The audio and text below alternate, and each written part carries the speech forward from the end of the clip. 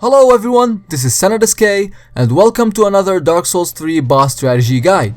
Today I'm going to be covering Pontiff Sullyvhan, which is found in the Earthel of the Boreal Valley. Now as a start, this boss is... Today I'm going to be showing you how you can easily beat this.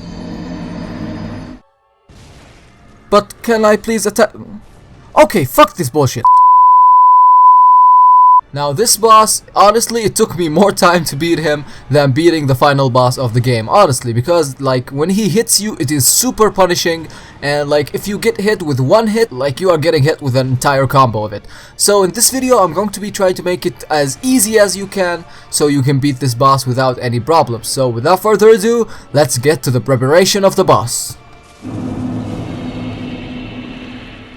Now this boss uses two swords with two different elements, so I highly suggest that you use the Black Iron Great Shield. You can find this shield in the Smoldering Lake area with an enemy who is wielding a Fume Ultra Great Sword and wielding this shield. Now it needs 32 strength, but if you are already a strength build, then you can use this shield and it will make it much easier for you. If you are not a strength build, you can use a normal shield, like a small shield, and make sure you can parry with it.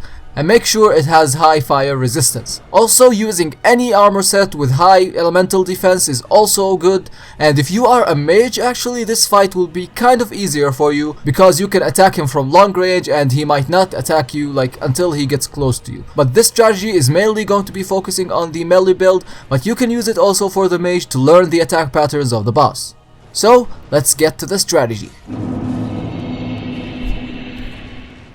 Now as soon as you enter the arena and Pontiff Sullyvhan notices you, he's going to be doing a leaping attack on you. Now you need to roll through that one and attack him only once with a rolling attack and then back away.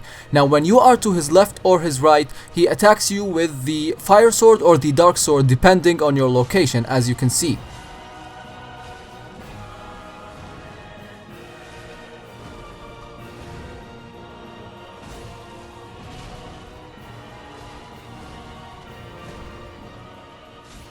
Now even if you are using a great shield, you cannot be blocking all of his attacks, because in the end, even if you have a high stability great shield, he's going to be staggering you very quickly, so you will need to roll in this fight. You will need to roll a lot. But if you have a small shield that you can parry with, you can actually parry his attacks. And there is one attack that you can use that like is a guaranteed parry. For me, I always, if you get the timing right, you can get the parry, which is this attack where he like goes to the right or to the left and then he leaps onto you with the fire sword. This move has a good indicator that can prepare you for the parry, and you can do some extra damage on him while doing the parry.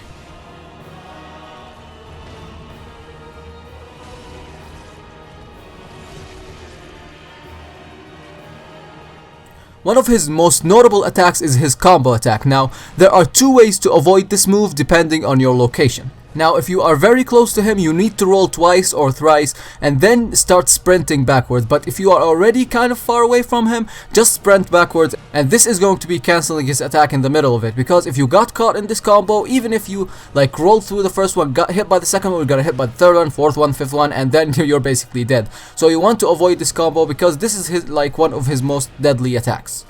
He also has this delayed attack which he does with his flame sword. Now you can use this attack to hit him a couple of times from behind, but know something, that he takes a lot of time to do this. If you roll early, you can roll another time to go behind him and avoid the attack, but if you time it perfectly, you can just like roll behind him before the attack actually hits the ground, and then you can get 2 or 3 hits on him easily. Now he has other attacks as you are seeing on the screen, and all of his attacks you want to be rolling diagonally. Do not try to roll backwards, because sometimes after he attacks with his flame sword, he uses the thrust attack on his dark sword, which might catch you while you are rolling, and then he's going to be continuing the combo with the flame sword, and then you're basically like going to be hit with all of his attacks, and same thing, you're gonna die easily. So try to roll diagonally, and if you are very far away from him, that is when you want to heal. Do not heal close to him, because that is the most deadly thing that you can do. Like, it's basically a dead end for you if you heal close to him. So try to take some distance away from him and then heal. Now after taking a quite chunk of his health, he will transform into his second mode. Now get 1 or 2 attacks and then run away from him. Like not run away, just get a little bit far away from him because he's going to be doing an AoE attack. Now here, you want to get his health down as fast as you can. Now what he does, he actually reveals he has a Rinnegan and then he activates his Limbo attack and he becomes just like Madara Uchiha, if you know what I mean. But he summons another clone of himself. Now this makes the fight easy and hard at the same time. Easy because it basically, the clone tells you what next move this guy is going to do, and it's hard because if you get caught in a combo, you are actually caught in double the combos because there are 2 of him. Now here what you're going to be doing is depending on your patience. You can kill the clone and get some attacks on him, but even if you kill the clone, like 30 seconds and then he's going to be summoning another clone. So it's not very beneficial, but you can keep the clone, but you need to be super, and I mean super patient while you are playing against him if you do not plan to kill the clone. Now the clone has low health, not like the boss, so you can kill him easily, but for me I suggest that you do not kill him, and you'll see what I'm going to be doing. Now all of his attacks are going to be the same except for 4 new moves, which are the following. One is where he stands and then launches a dark moonlight beam. This one doesn't have very much range, so if you are far away from him, it's an easy miss, like he doesn't hit you with it. But if you are close to him, you can try rolling behind him because it will catch you off guard. If you try to roll while you are in front of him, rolling backwards, it's very deadly because there are 2 of them, so maybe you're gonna get hit with both of them. So I suggest you are already keeping a distance of him.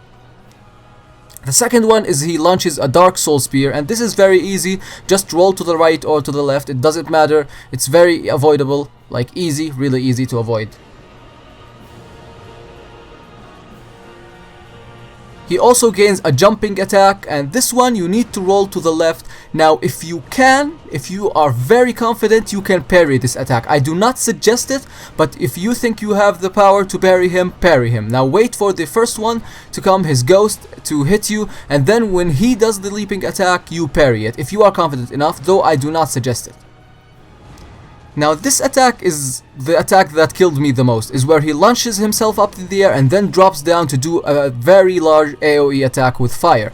Now if you are not far away from him, I'd suggest blocking it with any shield, because if you roll, it's going to be catching you off the roll because it does have an after effect, and both of them do this, so there are 2 of them. So I just suggest blocking it if you're not very far away from him, because that is the simplest thing that you can do and the safest way. Even if you take damage from the shield, it's not like the damage that you're going to be taking if you got hit by it.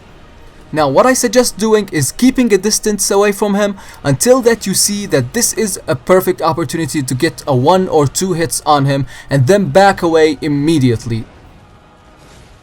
What you can do is keep a far distance away from him until he does the leaping attack I mentioned, and you can hit him a couple of times then and then back away. Simple thing. And to avoid his attacks, same as the first phase, just rolling diagonally is going to save you from most of his attacks. Now this boss does not have a guaranteed thing, so you need to focus your senses onto this boss while you are playing against him, like timing your rolls perfectly, knowing when to block and when to parry and when to do all that stuff until you triumph over this boss.